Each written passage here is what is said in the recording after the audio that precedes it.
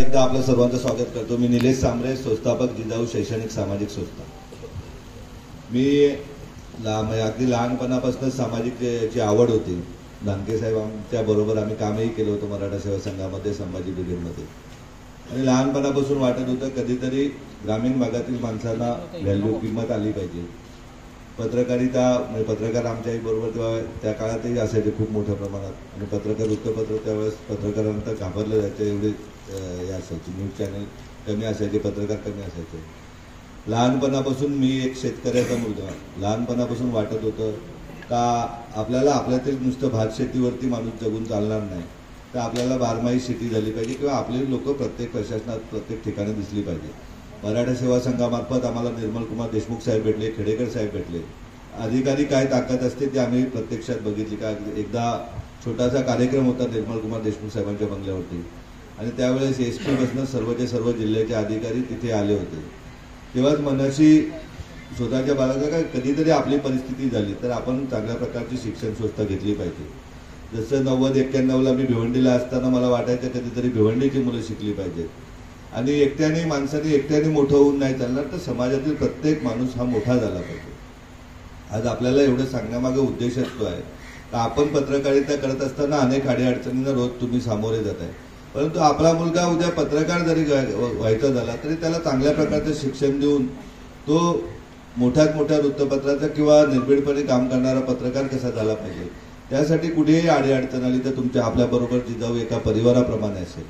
समाजातील जो दिनदुबला आहे त्याच्या आरोग्याच्या बाबत कुठेही अडचण आली तर त्यासाठी तो कुठल्या जातीचा आहे कुठल्या धर्माचा आहे त्याच्याशी काही देणं घेणं नसतं, तो आपला माणूस आहे आणि तो वाचला पाहिजे। त्या दृष्टीने जिजाऊ काम करते, मी स्वतः काम करतो। त्या दृष्टीने जिथे जिथे तुम्हाला समाजातील दिनदुबला आढळेल तिथे तिथे आमचे तालुक्याचे लोक असतात, त्याच्या कुठल्याही माणसाशी संपर्क केला तरी त्याला अगदी कॅन्सर सारख्या आजाराची शस्त्रक्रिया, आता उद्याला आपल्या धडपडीच्या हॉस्पिटलमध्ये जवळजवळ 10 ते 12 तास दाताच्या कॅन्सरची शस्त्रक्रिया चालणार आहे। म्हणजे आता कुठल्याही आजारासाठी आपल्याला कुठे जायची गरज नाही। किंवा मुंबईमध्ये आज काल परवाचंच उदाहरण आहे, भिवंडी तालुक्यातील लाभचा एक माणूस आपला भाजला, 18 लाख रुपयाचं त्याला कोटेशन दिलं होतं। आपण आपल्याकडून मदत केली, परंतु काल संजीव नाईक साहेब आमचं उपोषण चालू होतं, अचानक रेस्ट हाऊसला होते, मी त्यांना भेटलो। त्यांनी तात्काळ तिथल्या डीनला फोन लावून संपूर्ण उपचार मोफत करण्याची त्यांनी तजवीज केली। आज सकाळी पोरगा कार्यकर्ता गणेश राजपूत गेला, त्यांनी पत्र घेतलं आणि ते बर्न हॉस्पिटलला दिलं। फक्त मेडिकलचं जे काही बिल असेल तेवढं बिल त्याला दिलं जाईल। म्हणजे समस्या कधी सांगून येत नाही, किती मोठ्या समस्या असतात। या अगोदर झडपोलीचं आपण ऐकलं असेल का, 60% भाजलेली एक 27 वर्षाची तरुणी आपण आपल्या हॉस्पिटलमध्ये बरी केलेली होती। 5-6 किलो पोटात गाठ असलेली शस्त्रक्रियाही केली होती की जी अनेक हॉस्पिटलला जाऊन आली। त्याचबरोबर दादांनो, आपल्याला शिक्षणावर निवडणुका आल्या त्याच्याविषयी तर तुम्ही प्रश्न विचारणार किंवा या रस्त्याविषयी हॉस्पिटलविषयी विचारणार, त्याचं मी उत्तर देणारच आहे। परंतु आपल्याला मूळ काम 12 महिने 24 तास हे करायचे की आपल्याला शिक्षणाबाबत गांभीर्याने घ्यावं लागेल। आज आपल्याला कोणी पण येतो आपली ढोलकी वाजून जातो, त्याला मुख्य कारण आहे शिक्षण। डॉक्टर बाबासाहेब आंबेडकरांनी सांगितलं होतं शिक्षण हे वाघिणीचं दूध आहे, परंतु आपण नेहमीच आपलं असतं की बाबा माझं नाही, मी माझ्या मुलांपुरतीच बघेन, माझ्या परिवारापुरतीच बघेन, असं न बघता समाजातील ज्याला आई वडील नाही त्यालाही आपल्याला शिकवायचंय, ज्याला वडील नाही त्याही मुलाला काबिलियत असेल तर त्यालाही आपल्याला उच्च शिक्षण द्यायचंय। मी तर या पलीकडे सांगतोय, अधिकारी तर आपल्याला घडवायचे, सीए घडवायचे, जजेस घडवायचे। अगदी जेई नीटचं आपण इयत्ता 9वी पासूनच चालू केलेलं आहे। तुम्हाला आपल्याला आपली मुलं तर घरची द्यायची, आपल्या नात्यातली मुलंही शिकवायची, ज्याला डॉक्टर व्हायचंय, ज्याला IITला जायचंय। परंतु त्या पलीकडे मी आपल्याला सांगतोय का उद्या ज्या मुलामध्ये गुण असतील, तो विद्यार्थिनीमध्ये तिला अमेरिकेला MS करायला जायचं असेल, युरोपला जायचं असेल, तर त्यासाठी आपण त्याच्याबरोबर कुटुंब बनणं असू। कारण आपल्याला शहापूर हे गाव किंवा शहापूर हा तालुका हा एका व्यक्तीच्या गावाने, बाबा हा नगर आहे तो दिनेश पाटदरांच्या मुलांचा तो मुलगा हा झाला MD डॉक्टर आहे, फिजिशियन आहे, किंवा एखादी मुलगी ती गायनाईक आहे, एखादा मुलगी सायन हॉस्पिटलला आपली डीन आहे, JJला डीन आहे। अशा प्रकारे आपल्याला विद्यार्थी घडवायचे। आणि मला वाटत नाही काय कठीण आहे, आम्ही ठरवलं, पत्रकारांनी थोडीशी साथ देता येतात, आपण म्हणजे दिली असं नाही सांगू शकत, आपण 12 महिने देता येतात, परंतु आपला मूळ उद्देश आहे का समाजात ज्याच्यामध्ये गुण आहेत त्याला पुढे घेऊन जायचे। मग तो खेळाडू असू दे, तो विद्यार्थी शिक्षणासाठी असू दे, किंवा उद्या पत्रकारितेसाठी तुम्ही सांगाल काय करायचं आवश्यक असेल तर तेही करूया। आणि 12 महिने 24 तास आपण रात्रीच फक्त पत्रकार ग्रुप जोरात चालू असतात. आपल्याला सकाळी डोक्यात उठल्यानंतर कोणाला तरी चांगलं करायचंय, त्या उद्देशाने आपल्याला सर्वांनी एकत्रित काम केलं. तर मला वाटत नाही का गोडाऊनला शहापूरच्या लोकांना कामाला घेत नाही, तर त्यासाठी आपल्याला गरज नाही. आपण इथे लोकांना रोजगार उपलब्ध करू शकतो, एवढी ताकद तुमच्यामध्ये आहे. आणि जेव्हा तुमच्यामध्ये ती ताकद आहे, तुमच्याबरोबर आम्ही आहे सामान्य माणूस म्हणून. आपण गरज नाही आपल्याला का आपल्या भागसाचं जे कालवे आहे ते अपूर्ण आहे, ते पूर्ण करण्यासाठी कोणाकडे जायचे. आपण आता निवडणुका आल्या, त्या लोकप्रतिनिधीच्या कानाला धरून करू शकतो का पूर्ण झालेले ते करून द्या. त्यासाठी आपल्याला गरज नाही. आपल्याला शेतकऱ्यांना आम्ही मुरबाडमधून पहिला काम चालू केले का बारमाही शेतीसाठी. इथे मलेगावला मी गेलो होतो एक मागच्या वर्षी, तेव्हा बघितलं का प्रत्येक शेतकऱ्याला जर हाताशी काम दिलं तर आपल्याला गरज नाही 10-10 हजार रुपयात तिथे गोडाऊनला जातं. सकाळी चेकिंग करणार, संध्याकाळी चेकिंग करणार. चोरायला चोरेल एखादा परप्रांतीय तरी येणार, स्थानिक पोरांनी चोरी केली, ही काय वेळ येणार नाही. आपल्याला प्रत्येक माणसाला स्वाभिमानी आणि सदृढ बनवायचं आहे. ज्याप्रमाणे आपल्या डोक्यात अनेक समस्या शहापूरचे विषय असतील माझ्या बाबतीत, तरी सुद्धा मी स्वाभिमानाने आपल्यासमोर उभा आहे. आपणही सर्वजण स्वाभिमानी आहेत. मला वाटत नाही की कुठला पत्रकार माझ्या मागे लागलाय का मला 10,000 द्या ना 5,000 द्या. शहापूरचा सिंगल माणसाचा फोन मला कधीही आलेला नाही, दिवाळीलाही आलेला नाही. त्याप्रमाणे आपल्याला समाजही असा स्वाभिमानी बनवायचा आहे का कोणीतरी येईल प्रत्येक वेळेस प्रत्येक निवडणुकाला आणि गोविंदू शेट येईल, तो त्याच्या पार्टीचे पैसे वाटेल, धानके साहेब येतील तो वाटेल, आणि गावातले लीडर 4 आहेत ते निम्मे खाणार आणि निम्मे कुठेतरी कोणाला तरी देणार आणि कुठल्या तरी भावनेच्या आधारे आपण मतदान करणार. तर हे आपल्याला शहापूरचं चित्र आता बदलायचं आहे. नवनवीन माणसांना चेहरे दिले पाहिजेत. त्याप्रमाणे आपल्याला अधिकारी चांगल्या प्रमाणात आपल्याला घडवायचे. आपल्याला खूप वाईट अनुभव आहे शहापूरचा, मागच्या तहसीलदारांच्या बाबत म्हणा किंवा अनेक अधिकाऱ्यांबाबत.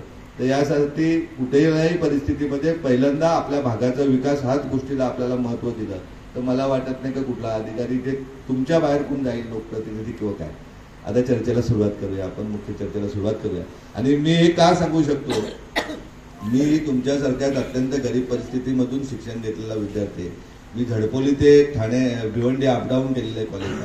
भिवंडीला काही काळ पावसाळ्यात असताना लाईटच्या मीटर रूम मध्ये झोपलेला आहे. आणि परिस्थिती काय ती मला माहिती आहे. कल्याण नाक्यापासून उद्याला दामानकर नाक्यापर्यंत 3 रुपये रिक्षाला जायचे. त्या 3 रुपयामध्ये वाचून ना दहीपाव खाणारा माणूस मी आहे. त्यामुळे मला माहिती. पण त्यावेळेसही मला मुरबाडची पोरं आपले त्या हॉटेलमध्ये वेटर असायचे, किंवा कोकणातील माणूस हा शहरामध्ये फक्त हॉटेलमध्ये काम करणारा वेटर, स्वयंपाक बनवणारी बाई, घरकाम करणारी बाई, ड्रायव्हर आणि वॉचमॅन, याचं चित्र आपल्याला आम्हाला बदलायचं आहे. आपल्याला गाडीचा मालक आपला असला पाहिजे.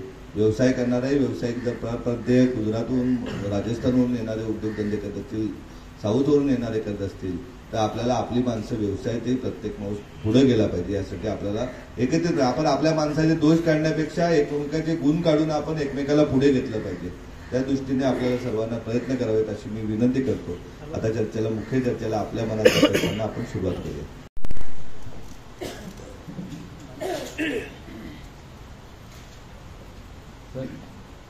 हॅलो सर, 1 महिन्यापूर्वी शहापूरच्या आमदार दौलत दरोडा यांच्या हस्ते गांजा रोडला आसनगाव शहापूर रस्त्याचं भूमिपूजन झालं. त्या रस्त्याचं काम अजून सुरू झालेलं नाही. सर, आता 4-5 दिवस झाले तर वर्क ऑर्डर झाले. ते जेव्हा भूमिपूजन झालं तेव्हा वर्क ऑर्डर नव्हते आपल्या हातामध्ये. 4-5 दिवस झाले. इंजिनियर आता त्या दृष्टीने प्लॅनिंग करतायत. लवकरात लवकर सुरू क्वालिटीमध्ये पूर्ण करू. सर, मी काय म्हणतो, कसाऱ्यामध्ये बॅनर लागलेला आहे शिवसेना उद्धव गटा पक्षाचा. तर त्या ठिकाणी तुम्ही त्या रस्त्याचं काम घेतलेलं आहे, तर ते काम सुरुवात का होत नाही? गंमत अशी का बॅनर जेव्हा लागला तेव्हा त्याची वर्क ऑर्डरही नव्हती. त्याच्या बॅनरवर आले होते आमचे कार्यकर्ते सगळ्यात. जेव्हा खालच्या कार्यकर्त्यांनी ग्राउंडच्या काम केलं का जो प्रस्थापित असतो तो कुठेतरी दुखावला जातो, मग तो अशा प्रकारे बॅनर बिनर लावण्याचं काम करतो. त्याची वर्क ऑर्डरला 4 दिवस झालेले आहेत. मग आता आल्यानंतर किती दिवसात ते काम चालू होणार? होईल ना. इंजिनियर सर्व्हे करतायत त्या रस्त्याचे, बरेच रस्ते आहेत. सर्व्हे करून ना लवकरात लवकर 8-10 दिवसामध्ये स्पीडला काम चालू होतं. जे महत्वाचे कॉन्क्रीटचे रस्ते ते लवकर इथले खड्डे भरायचे, जे सातत्याने रस्ते ते ताबडतोब म्हणजे येत्या महिनाभरामध्ये कम्प्लीट केले जाते. प्रश्न विचारतो आपल्याला. आता जे हिवाळी अधिवेशन झालं, त्या हिवाळी अधिवेशनामध्ये आपल्या एजन्सीला काळ्या यादीत टाकण्याची कारवाई झाली असं ऐकतोय. तर यामागं कोणाचा हात असू शकतो आपल्या, असं काय मत आहे? जे राजकारणी काम करत नाही आपल्या विभागातले, त्यांना भीती वाटते का उद्या निलेश सांबरे आपल्या आगेस उभे राहिला तर पडेल. पण त्यांनी त्याच्यात माननीय मंत्री रवींद्र चव्हाणांची पण चुकी नाही, प्रवीण दरेकरांची पण नाही. त्यांनी खाजगीत मला सांगितलं का आम्हाला स्क्रिप्ट दिली आणि आम्हाला ताबडतोब बोलायला सांगितलं. तसं नाही, एका नेत्याचा हात आहे. एका नेत्या जो काम करत नाही, उद्या आम्ही पण ठरवलं असतं तुम्हाला 5 स्टार हॉटेलला मिटिंग घेतली. जे 5 स्टार हॉटेलला बसतात, ज्यांना उन्हाची सवय नाही, त्या लोकांच्या हाती त्यांनी ग्राउंडला काम नाहीये. जिजाऊ या 2150 बूथवरती प्रत्येक बूथवरती पोहोचलेली आहे. याच जिल्ह्यामध्ये नाही तर पालघर जिल्ह्यातही पोहोचलेले, ठाणे शहरात, ठाणे लोकसभेतही पोहोचलेले आहे आणि कल्याण लोकसभेत. परंतु भीती आम्हाला भिवंडीचीच वाटते, त्याच्यामुळे ते असू शकतो हात. सर त्यामध्ये गोपीचंद कडक, अशी काही कारवाई होणार नाही तशी. सर त्यामध्ये गोपीचंद कडक यांचा काय भाग आहे? त्यांनी तिथे लक्ष वेधले. त्यांना मी बघितलं, पण त्यांना दिला होता कागद. असं त्यांनी कैलास महापतींना ते मंत्रालयात भेटले होते तेव्हा त्यांनी सांगितलं की आम्हाला दिलं होतं, मला काही माहिती नव्हती त्याबाबत. भिवंडी लोकसभा निवडणूक आपण लढणार आहे अशी चर्चा आहे, काय सांगाल याबाबत? याबाबत मी एक मोठा मेळावा घेतोय. समाजाने सांगितलं का तुम्ही आता सामाजिक कारणाबरोबर राजकारणही करा, तर नक्कीच भिवंडी लोकसभा लढवेल. कारण लोकांना 2014 पासून भीती वाटते, ते दाखवून देऊ त्यांना. वाघ आला तर बघूया ना. आमचे पूर्ण लोकसभा क्षेत्रात एक 50 माणसं आहेत. त्या 50 माणसाच्या चर्चेने जे आपलं हित बघतायत, समाजाचं हित बघतात, त्या लोकांनी सल्ला देतील, त्या दृष्टीने करता येईल आपल्याला. बीजेपी म्हणजे अगदी ताई मला एक दिवशी ग्रुपवर झालं होतं, तर आईने मी ते सांगितलं की मी कुठल्या पक्षाकडे ताई तिकीट बघायला नाही गेलो, नाही जिल्हा परिषदला गेलो, नाही आमदारकीला, नाही खासदार, काय कुठल्याच पक्षाला मी सांगितलं नाही काय मला महामंडळ द्या का काय द्या. उलटे भाजपच्या पोटनिवडणुकीमध्ये मला शिडको देत होते तरी मी घेतली नाही. मी त्यांना स्पष्ट सांगितलं माझ्या जिल्ह्याला मेडिकल कॉलेज द्या, शहापूरला कृषी उत्पन्न बाजार समिती द्या, या सगळ्या गोष्टी, कृषी उत्पन्न कृषी विज्ञान केंद्र द्या, या मागण्या केल्या होत्या. बोला ना सर. भाजपामधून कपिल पाटील इच्छुक आहेत, जवळजवळ ते आता विद्यमान खासदार आहेत, त्यामुळे त्यांचं तिकीट जवळजवळ फायनल असल्याचं चर्चा आहे. असं थोडं आपण बघितलं राजस्थान, मध्य प्रदेश, उद्या कदाचित आपल्याला पण मिळेल. भाजपाने काही फायनल असतं आपण बघितलं, मध्य प्रदेश बघितलं, छत्तीसगड बघितलं आणि राजस्थान बघितलं. त्यांच्या पुढे काय, त्यांच्या पुढे हे कुठे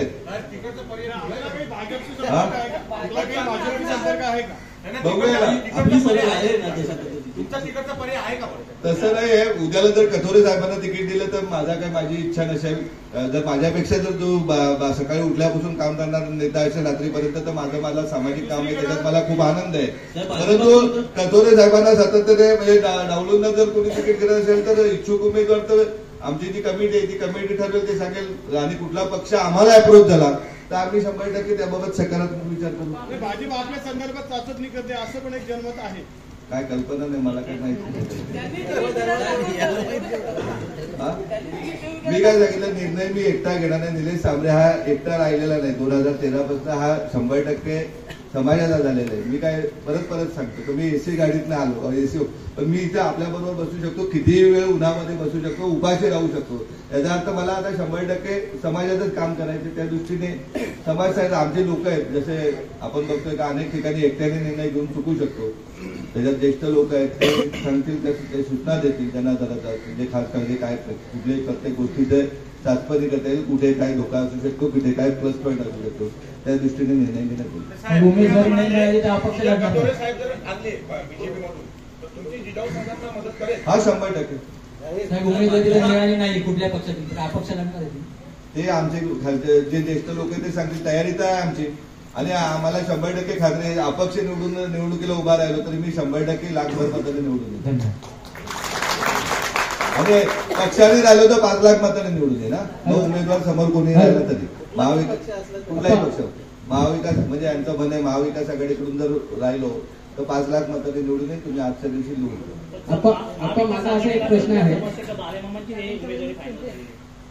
काय मला काय कल्पना नाही. मी काय कोणाकडे तिकीट मागायला गेलो त्याच्यामुळे मला माहिती नाही कोणाचं काय तिकीट फायनल झालं. मी माझ्या बाबत सांगू शकतो तर मी कथोरे साहेब उभे राहिले तर मी उभा राहणार नाही. परंतु कथोरे साहेब नाही राहिले आणि मला जर आपल्या लोकांनी सांगितलं, काही पत्रकार आहे आमच्या मंडळीत, त्यांनी सांगितलं तुम्ही अपक्ष निवडून देऊ नये, 1 लाख मतांनी किमान निवडून येईल. मी आपल्याला सांगतो की त्या कामाच्या जोरावर निवडून गेल्या 15 वर्षाच्या.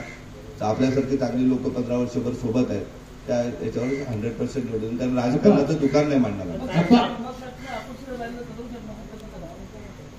त्यांचा प्रश्न आहे. प्रश्न आहे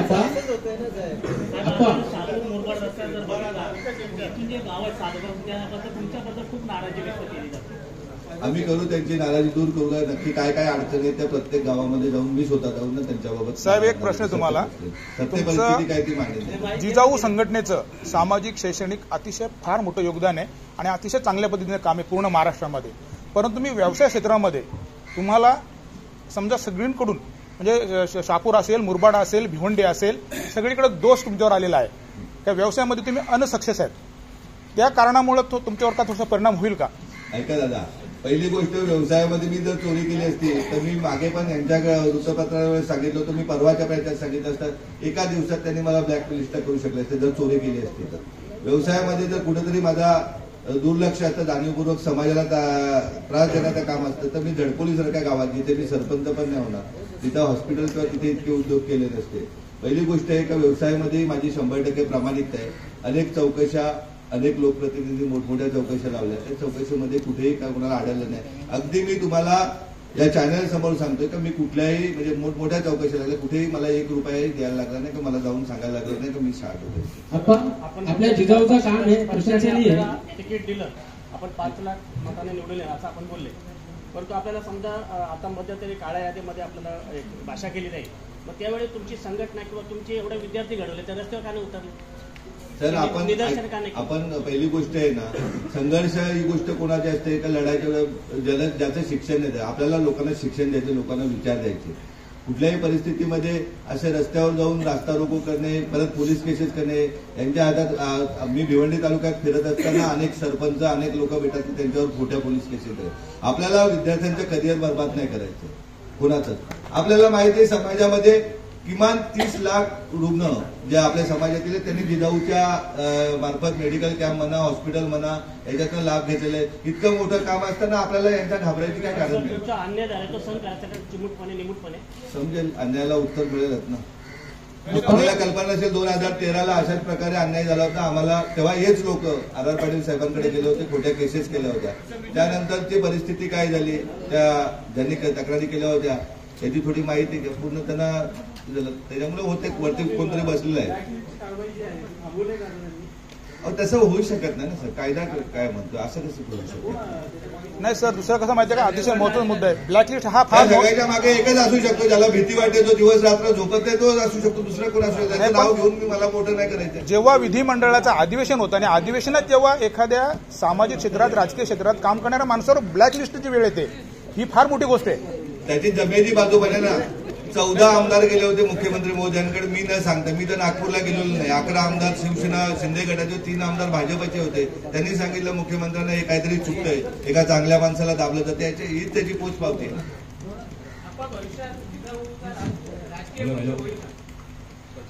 समाज सांगेल तुम्ही एकटा निर्णय नाही घेणार. आपल्याकडे हुकुमशाही पद्धत नाही, आपण सर्वांना धरून जायचंय आपल्याला. ठाणे आणि पालघरमध्ये बऱ्याचशा निवडणुका लढल्या. पालघर जिल्हा परिषदेवर तुमचा चांगल्यापैकी तुम्हाला लोकांनी यश दिलेलं आहे. तर या जिजाऊ जी संघटना आहे, तर तिचा भविष्याला आम्हाला पत्रकारांना असं वाटतं की तिचा पक्ष होईल. तुम्ही सांगाल तर करू आपण पक्ष. आता ऐका, सगळ्यात कठीण निवडणूक होती ना विक्रमगड नगरपंचायतची 2016ची निवडणूक. म्हणजे अगदी माझ्या विरोधामध्ये सर्वच लोक होते. 3-3, 4-4 मंत्री महोदय घर फिरत होते. ज्यांच्या आधारावर निवडणूक लढवत होते तेही माझ्या समाजाचे लोक होते, किंवा विवेक पंडित साक्षात श्रमजीवाले ते होते. ते असताना ती आणि विक्रमगड हा भाजपचा बालेकिल्ला डोंबिवलीनंतर दुसरा होता. ती निवडणूक जिंकण्यात आलेली आहे. निवडणूक ही गोष्ट आता तर 17 पैकी 16 सीट आपल्या विक्रमगडच्या आहेत. जव्हार, मोखाडा आणि तलासी सारख्या ठिकाणी कुठल्याही राजकीय पक्षापेक्षा जास्त नगरसेवक आपले. त्याच्यामुळे निवडणूक काय छोटी गोष्ट आहे. माझं म्हणणं निवडणुकीला आपण 2-5% महत्व दिलं पाहिजे. 95% आपलं दैनंदिन जीवनातील समाजातील अडीअडचणी कुठलाही. आणि जे लोकप्रतिनिधी मानतात, एकदा निवडून आले, निवडून येईपर्यंत मतदाराच्या पाया पडतात, आणि एकदा निवडून आले का ते त्यांच्या डोक्यावर पाय देतात. ही गोष्ट कुठेतरी थांबली पाहिजे. आपल्याला निवडून येणारा लोकप्रतिनिधी सगळ्यात मोठा आहे, सामान्य माणूस मतदार आहे, त्याची पूजा रोज लोकप्रतिनिधींनी केली पाहिजे. असे लोकप्रतिनिधी आपल्याला घडवायचे. तालुक्यामध्ये मोठं संघटन आहे, गाव तिथे शाखा आहे, विभाग कार्यक्रम चालू आहे. लोकसभेचं तुम्ही विचारलं, तुम्ही सांगितलं की बाबा काय असेल ती परिषद. पण येणाऱ्या विधानसभेमध्ये शहापूरमध्ये जिजाऊचं मतदार पॉकेट बघता आपण आपला उमेदवार किंवा लोकांना जो पाहिजे नवीन कोणतरी असा देणार काय? आता पहिलं लग्न कोंढाण्यात आहे, लोकसभा बघूया. तुम्ही म्हणाले साहेब असतील तर मी माझा पॉकेट मनी जो आहे कुठला मतदाराचा तो इथे टाकेल, किंवा मला जर कुठल्या पक्षाने दिलं तर मी करेल. कारण किंबहुना शहापूरमध्ये खूप मोठा तुमच्याबद्दल चर्चा आहे की स्वतः साबळे साहेब उभे राहणार काय, काही तर म्हणतात की कुठल्या पक्षाचे राहणार काय. आता लोकसभेनंतर सुद्धा येणाऱ्या विधानसभेवर त्याचं डिपेंडेंट आहे. म्हणून आम्ही विचारलं. आणि यांनी जे सांगितलं की पक्ष होणार का तुमचा? कारण पालघरमध्ये अनेक अशा संघटना काही त्यांचे पक्ष झाले, लोकशाही विकास त्यातला भाग आहे. बरोबर. म्हणून त्यांना तो प्रश्न पडला की येणाऱ्या काळात तुम्ही सपक्ष नाही, आम्ही त्या कार्यकर्त्यांना सांगत असतो की उद्या भारतीय जनता पार्टीचे पण पहिल्यांदा 2च खासदार होते. ते जर 350 पर्यंत जाऊ शकतात, कार्यकर्त्यांनी व्यवस्थित मेहनत घेतली सर्वांनी, तर पक्ष करायला काही हरकत नाही. मोठा पक्ष होईल, पण आपला पक्ष हा भारतीय राज्यघटनेवर आधारित पक्ष होईल का? उदाहरणार्थ आपल्याला कल्पना असेल, जवाहर अर्बन बँकेच्या निवडणुकीच्या वेळेस आम्ही या लोकांना आश्वासन दिलं होतं की आमचा कुठलाही संचालक भत्ता घेणार नाही किंवा चहाही बँकेचा पिणार. त्यावेळेस 35% बँक एनपीएला होती. आज एका वर्षामध्ये, आणि 22 लाख रुपये प्रॉफिट होते एका वर्षामध्ये, त्याच बँकेची परिस्थिती आम्ही 15% एनपीएला आणलेली आणि जवळजवळ 3.5 कोटी रुपये नफा झालेला. अशा प्रकारचं काम आम्ही करणार. आम्ही आपल्याला कल्पना नसेल, जिल्हा परिषदला मी निवडणुकीला अपक्ष म्हणून निवडून आल्यानंतर सुद्धा जिल्हा परिषदची गाडी घेतली होती, भत्ता घेतला होता. जे कार्यालय दिलं होतं त्याची रंगरंगावट मी केली होती, एसी वापरला नव्हता लाईट बिल येईल म्हणून. अशा पद्धतीने आणि कुठल्याही पद्धतीने कुठलाच भत्ता किंवा कुठली जी घेतलं होतं तशा पद्धतीने लोकप्रतिनिधी काम करतील. मनुष्याची सेवा आहे, मानवाची सेवा आहे, त्या दृष्टीने काम करतील. मगाशी अनेक उदाहरणं झाली, तर आपल्याला माहिती आहे इतिहासात टाटा पडले होते, त्याच्यामुळे कोण काही मोठा नाही. साहेब, तुमचा हेतू अतिशय प्रामाणिक आहे, तर तुम्ही सर्वसामान्य घटकासाठी काम करणार आहे.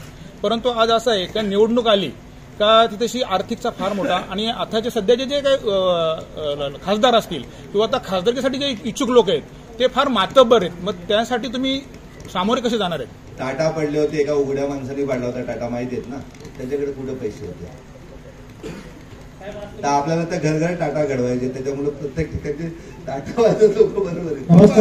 सगळ्यात संवेदनशील मुद्दा आहे शहापूर खोपोली मुरबाड जो रस्ता आहे, तर आपण दुरस्थित कंपन्यांचे 100 रस्ते पूर्ण होऊ शकतात, जिजाऊचे रस्ते का पूर्ण होत नाही? राज्य मार्गाचा राष्ट्रीय मार्ग झाला, परंतु अनेक ठिकाणी आपली कामं खोळंबली, वर्षानुवर्षाचा रस्ता अजूनही प्रलंबित आहे. त्यातली जी मुख्य जी गोम आहे ती जिजाऊ संघटना किंवा ठेकेदार आपल्या इथे समोर का आणत नाही पब्लिकच्या? अनेक वेळा समोर आणलेले, म्हणजे आपल्या इथल्या चॅनलद्वारे आणले. पहिली गोष्ट आहे की शहापूर टू सापगाव आहे, तिथे विशिष्ट लोकांना चढवलं जातं आणि त्यांना त्याबाबत एवढे पैसे मागा तेवढे पैसे, ते सरकार एमएसआरटीसीने एकही रुपया अद्यापर्यंत रुपया कुठल्या शेतकऱ्याला दिले. फुटकर काढ्यापासून पुढचा रस्ता आहे, त्याच्यामध्ये फॉरेस्टच्या अडचणी, त्या फॉरेस्टला रोजचा पाठिंबा हे घेऊन पाठलाग करून फॉरेस्टच्या अडचणी आता सोडवल्या, परंतु शेतकऱ्याला एकही रुपया एमएसआरटीसीने अद्याप दिलेला नाही. आणि आपण कुठल्या तोंडाने शेतकऱ्यांना फसवणं, बाजूला समृद्धीने करोडो रुपये शेतकऱ्यांना दिलेले, त्याबाबत कुणी काय विचार करत नाही. किंवा तेव्हा हे काम वास्तविक पाहता आमच्याकडे नाही झालं तर लोकप्रतिनिधींनी करणे गरजेचं आहे का? पहिल्या शेतकऱ्यांना मोबदला दिला तर समृद्धीच्या दराने, तर तेही जमीन एकदम असंच आनंदाने देते आणि कुठलीही अडचण नाही. आता उद्या फॉरेस्टमध्ये आम्ही काही ठिकाणी काम करण्याचा प्रयत्नही केला, ताबडतोब फोन, तर गाड्या पकडा, हे करा, अशा प्रकारे लोकप्रतिनिधींकडून घडलं जातं. मग त्यामुळे थोडी भीती वाटते की मशिनरी एकदा फॉरेस्टच्या ताब्यात गेली तर ती कंप्लेंट जमा होते. प्रधानमंत्री काम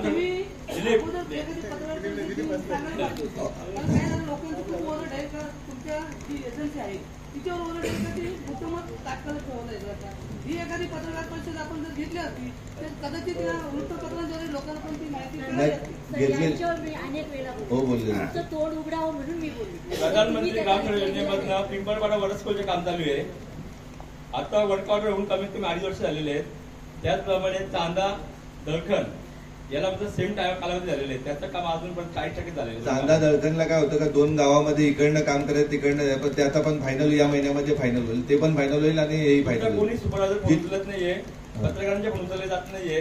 तिथे आता पालघरची टीम आपण टाकलेले, सर्व काम व्यवस्थित करतात. येत्या या महिन्याच्या अखेर महिन्याभरामध्ये 15 फेब्रुवारीपर्यंत सर्वचे सर्व कामं सुनिश्चित. साहेब, तुम्ही अगदीच एक 3 ते 4 वर्षापूर्वी हिवला कॅन्सर हॉस्पिटल चालू केलं, उद्घाटन झालं, परंतु ते आजपर्यंत ते कार्यान्वित नाही किंवा ते काम चालू नाही. याची कारण काय? महत्वाचं कारण कुठे थांबलंय? मगाशीच सांगितलं का इथे अधिकारी जे बसवले जातात, मग त्या अधिकाऱ्यांनी एक तहसीलदार होती सूर्यवंशी म्हणून, तिने याचं पत्र घे त्याचं पत्र घे, गावात पण रिकामतोड भरपूर माणसं आहेत, त्यांनी कोणीतरी एकाने ऑब्जेक्शन घेतलं, त्यांनी त्या आदिवासी माणसांना रुपया चेक दिला नव्हता आणि ती केस वर्षानुवर्षे चालू गेली. त्याची 50% जमीन आपल्याला आता नावावर झाली, पण अद्याप 50%च्या केसेस आहेत त्या आता मागच्या आठवड्यामध्ये ऍडिशनल कलेक्टरकडे गेलेले आहेत.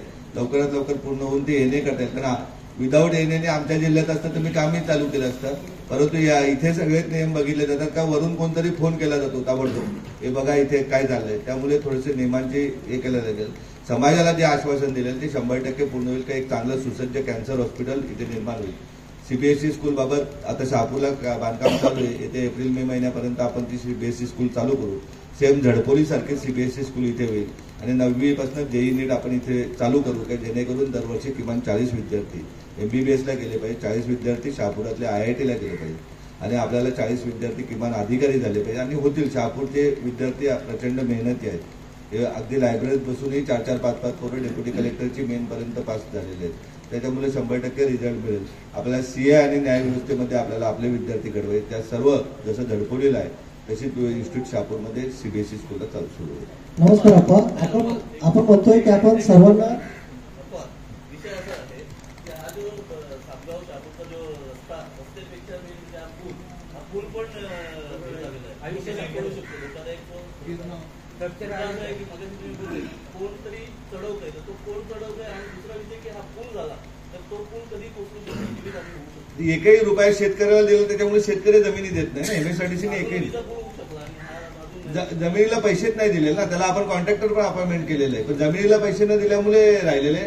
त्यांच्या आता स्वतः मुख्यमंत्री महोदयांनी त्या दिवशी MSRDCच्या MDने सांगितलं की लवकरात लवकर या विषय मार्गी लावा. खूप वर्ष झाले 2018 पासून. तांबरे साहेब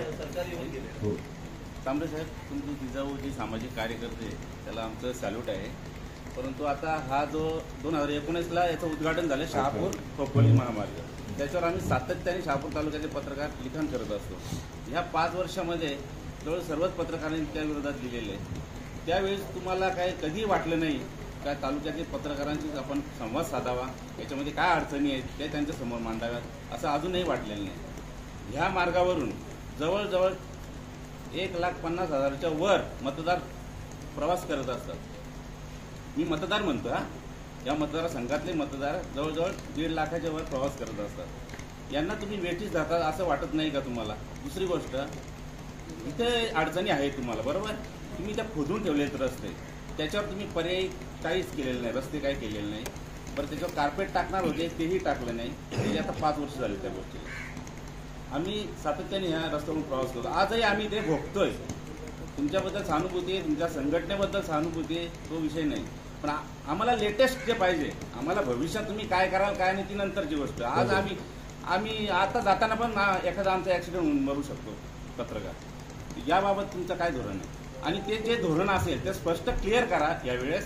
आणि ते तुम्ही जे काय कार्पेट वगैरे टाकणार आहात ते क्लिअर करा, कधी टाकणार काय. पहिली गोष्ट प्रत्येक आंदोलनाच्या वेळेस लेखी MSRDCने ज्या ज्या अडचणी त्या अडचणी दिलेल्या तर कशामुळे काम थांबलेले.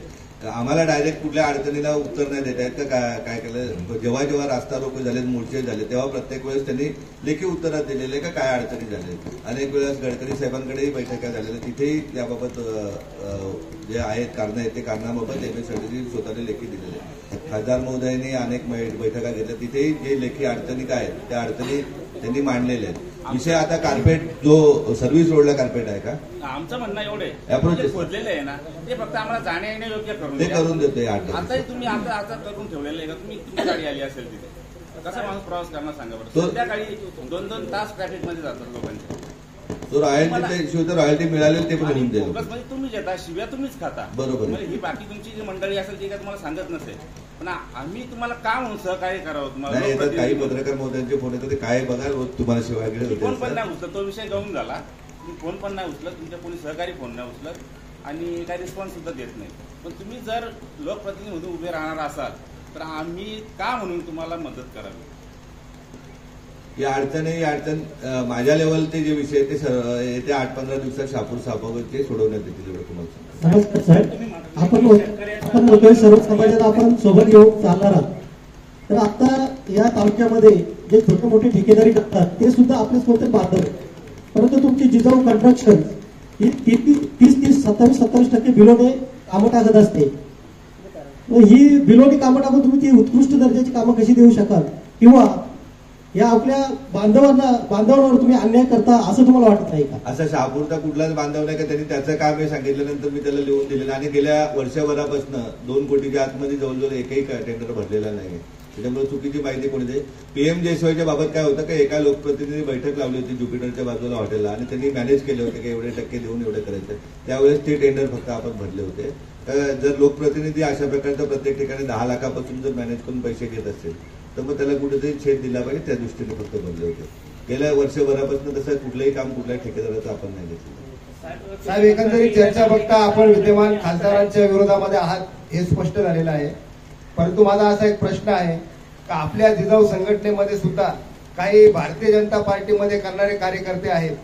ज्यावेळेस आपण त्यांच्या विरोधात जेव्हा काम करणार आहात तर आपल्या त्या कार्यकर्त्यांना आपल्या काय सूचना असतील? पहिली गोष्ट, मी कोणाच्याच विरोधात नाही. समाजामध्ये चांगलं काम केलं पाहिजे अशा दृष्टीने. जेव्हा मी सांगू शकतो की माझ्या 8 CBSE स्कूल आहेत, 45 वाचनालय आहेत, एक हॉस्पिटल आहे आणि अंध अपंग स्कूल आहे. महाराष्ट्रातल्या सगळ्या जिल्ह्यातले विद्यार्थी असं कोणी कार्य केलं तर त्याच्या विरोधात मी सांगू शकतो का तो माझ्या विरोधात असेल. त्यांचं कोणाचं कार्यच नसेल तर त्यांच्या विरोधात माझ्या विरोधात त्यांच्या विरोधात मी कशाला असेल. माझ्यापेक्षा मोठं काम जो कोण करेल तर त्याच्या विरोधात मला जेलसी निर्माण होईल. विरोध म्हणजे जेलसी निर्माण होईल. विरोध नाही सांगता येणार. विरोध करून कोणाला आपल्याला पुढे नाही द्यायचं आहे. मी तर अगदी ठामपणे सांगत असतो, कोणी किती विरोध केला तरी आपण आपलं काम प्रामाणिकतेने करायचं असतं. आपल्या आता कोकणी माणसाचे एकमेकाला पाय धरण्याची वृत्ती आपल्याला सोडायची, एकमेकाचा हात घेऊन पुढे जायचंय. चांगलं काम त्यांनी केलं तर त्यांच्याही पाठीशी आम्ही 100% असतो. साहेब, तुम्ही म्हणाले होते की अनेक शेतकऱ्यांचा आकडा आहे रस्त्यावर, परंतु जो जुना रस्ता आहे तो का पूर्ण केला जातो? तो अनेक ठिकाणी खोदून शहापूर सापगावला अनेक लोकप्रतिनिधीच चढवतात का खोदून देऊ नका, करून देऊ नका, दादागिरी करायला लावतात. नावं सांगा ना साहेब, नावं सांगा ना. कोणाची ते कोण सांगतात ते नावं सांगून त्याचे कुठे करायचे? लोकप्रतिनिधी सांगितलं ना. लोकांपर्यंत पोहोचणार कसं? लोकांपर्यंत पोहोचलेले आहेत नावं ते. धन्यवाद. या ठिकाणी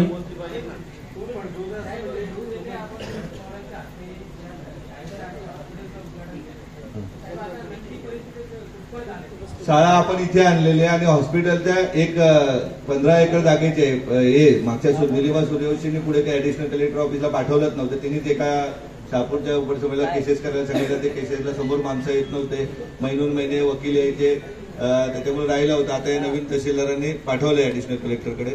महिनाभरामध्ये त्यांच्याकडून जमीन आपल्या शेतकऱ्याच्या नावावर झाली का येणे प्रकरण टाकून 2-4 महिन्यामध्ये आपण त्याचं काम चालू करू शकतो. बाकी प्लॅन वगैरे संपूर्ण रेडी आहे. आर्किटेक्टही आपला शहापूरमधला जे काय की तो मदतनीस म्हणून कॅन्सरचं हॉस्पिटल हे क्रिटिकल असतं, त्याच्यामुळे त्याला मेन आर्किटेक्ट नाशिकचे आहेत, परंतु त्याला मदतनीस करणारा शहापूर तालुक्यातील आपला आहे. त्याच्यामुळे काम सुरू होईल. धन्यवाद. अनेक लोक पत्रकारांशी संपर्क साधण्याचा प्रयत्न करतात. तुमचा मोबाईल पहिली गोष्ट काय असतं की तालुक्याचे जे पदाधिकारी, आता मी माणूस आता बघाल तर तुम्ही किती फोन आले असतील, म्हणजे पूर्ण एक तर व्यवसाय असतो किंवा इतर असतात तर फोन जितके आहेत. जे सेव्ह नंबर आहेत ते जवळजवळ मी सर्वच सेव्ह विचारतो, म्हणजे उचलला नसला तरी नंतर मी फ्री झाल्यानंतर करतो. पण अनसेव्ह असल्यानंतर कधी कुठला फोन येईल याचा काय भरोसा नसतो. अनेक गोष्टींचे फोन असतात. रात्री 10 वाजता पण एखादा माणूस फोन करून सांगतो आणि असं कारण सांगतो की तो फोन उचलून आपण पूर्ण दिवसात थकला तो आपण डिस्टर्ब होऊन जातो. मी पण एक माणूस आहे, म्हणजे मी फोन किती उचलू शकतो. ज्यांनी टेक्स्ट SMS केला, उद्या सेव्ह नंबर नसला त्याचा मी रिटर्न केला नसेल ते विचारा, किंवा ज्यांचा सेव्ह नंबर आहे त्याचा कुठल्या माणसाचा मी फोन उचललेला ते सांगावं. त्यावेळेस उचलला नाही तरी मी रिटर्न कॉल करतो. आज उचलला नाही तर मी उद्या तरी 100% कॉल करत असतो.